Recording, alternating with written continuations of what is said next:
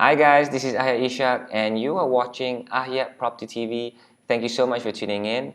And we are in part 3 of a video series that I'm doing specially on some of the critical things we need to ask about the MRT project and how it will really impact or affect us as property investors and basically generally the population of the greater KL.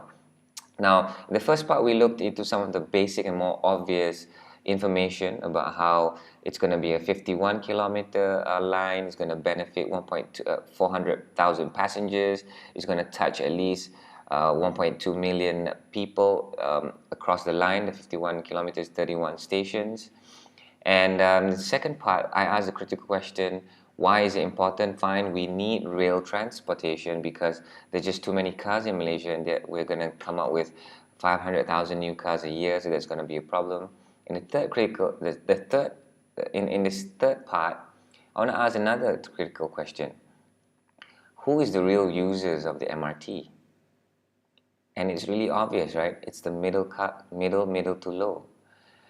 And my question is really this: will rail transportation, if it is well integrated, it is well connected, it's well operated, right? That means you can go everywhere in KL with rail transportation.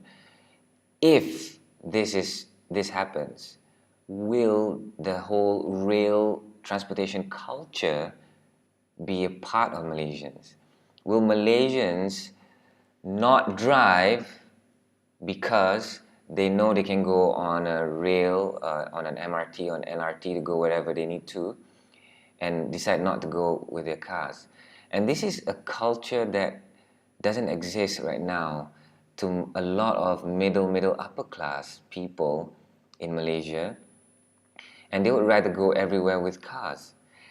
And it's not a culture like in London, where most of us have gone to London, right? And you know, some people can't even give a direction how to go to a certain place by the streets. They can tell you, most Londoners can tell you how to go to a certain location by way of the tube.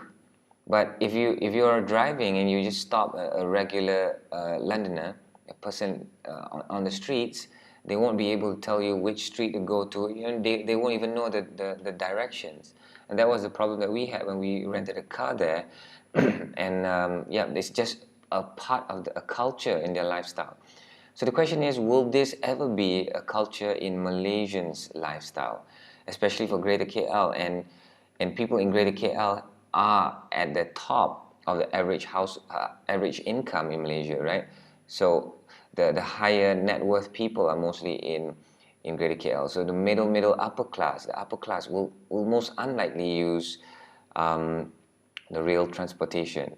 So this is a really interesting question because it really goes down to the objective of the MRT.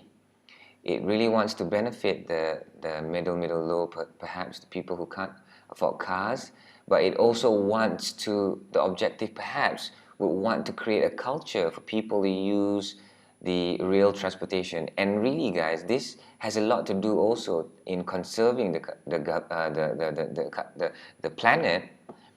And we really need to reduce our footprint. And can you imagine, for some people who stay somewhere else and have to go across Greater KL just to go to work, their carbon footprint, that means if they stay in Cheras and they perhaps, if they stay in Shah Alam and they work in KL, and that's really like 20-30 kilometers of carbon footprint that they go through every single day, going into the working place, coming out. And this is a big issue around the world. When there's going to be more and more cars, we really need to think about how to reduce our carbon footprint. So there's just a couple of critical questions that goes through my mind about this.